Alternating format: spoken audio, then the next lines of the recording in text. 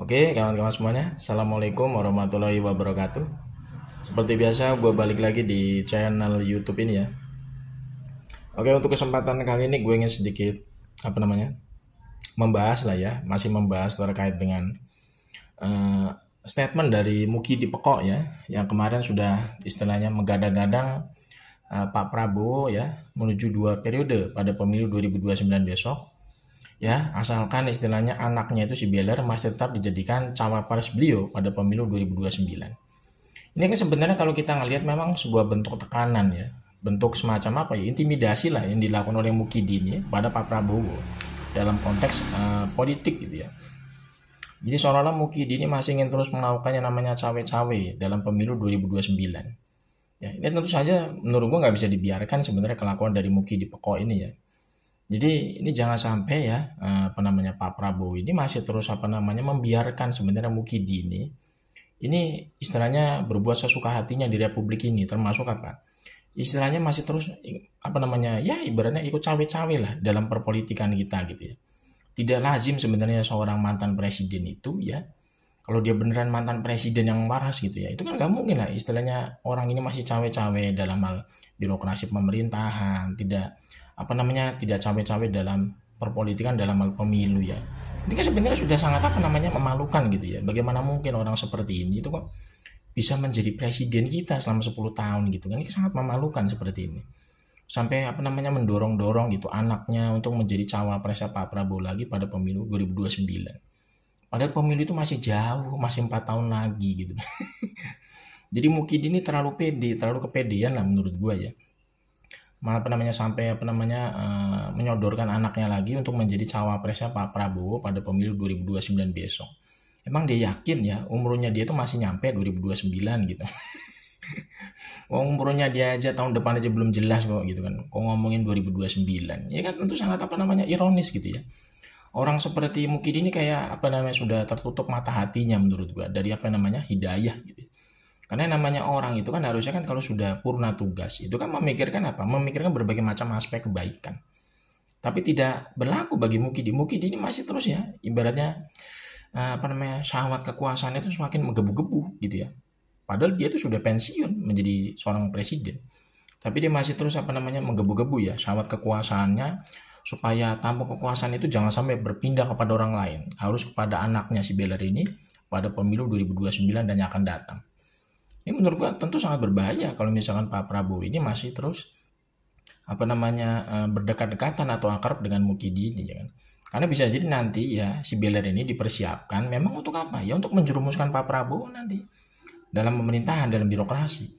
Karena kan kita khawatirnya gini, khawatirnya ketika Pak Prabowo ini istilahnya menjadi presiden, kemudian si Beler ini adalah wakil presidennya.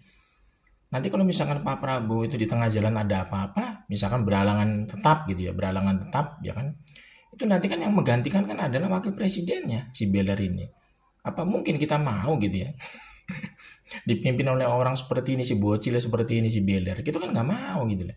Makanya harusnya kan kalau bisa apa namanya lebih cepat gitu ya. Kita berharapnya lebih cepat bahwa Pak Prabowo ini harusnya segera melepaskan diri dari pengaruh Mukidi dan keluarganya gitu loh. Jangan sampai Pak Prabowo ini masih terus apa namanya seolah-olah ingin membalas budi, membalas jasa kepada Mukidi sampai pemilu 2029 gitu loh. Ini kan tentu sangat tidak bagus gitu ya dalam apa namanya kondisi negara kita sekarang yang butuh perbaikan dalam segala aspek.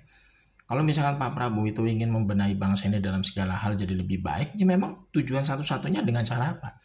Dengan cara mengadili Mukidi dan kroni-kroninya ini gitu kan. Dan jangan sampai istilahnya anasir-anasir atau pengaruh-pengaruh dari Mukidi ini masih dibiarkan terus ya masuk ke dalam pemerintahan beliau.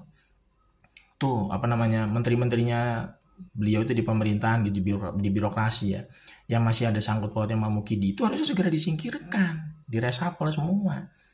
Kan banyak sekali menteri-menteri orang titipannya Mukidi itu yang bermasalah sebenarnya. Ada Bahlil, ya kan, ada Erlangga Hartarto, Zulkifli Hasan, kemudian siapa lagi tuh? Opung Lumut, ya kan. Itu orang-orang bermasalah semua di birokrasi pemerintahan Pak Prabowo saat ini. Dan mereka adalah orang titipannya Mukidi. Loyalis dari geng Oslo gitu loh. Belum lagi Kapolri saat ini aja belum jelas digantinya kapan gitu kan ya. Dan pengganti Kapolri saat ini apakah orang yang punya integritas gitu kan, penggantinya Listio Sigit ini kita belum tahu. Makanya kalau misalkan Pak Prabowo ini nggak segera melepaskan diri dari pengaruh Mukidi, ya kan, apalagi sampai istilahnya dalam tanda kutip ya, menuruti keinginan Mukidi supaya beliau itu berpasangan lagi dengan si Beler pada pemilu 2029, ini tentu akan menjadi bumerang sendiri bagi Pak Prabowo gitu kan.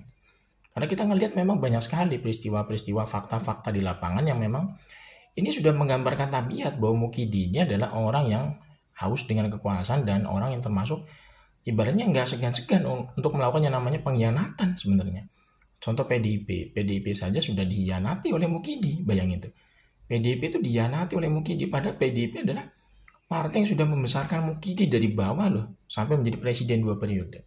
Itu bisa dikhianati oleh Mukidi dalam satu waktu saja, bayangin, pemilu 2024.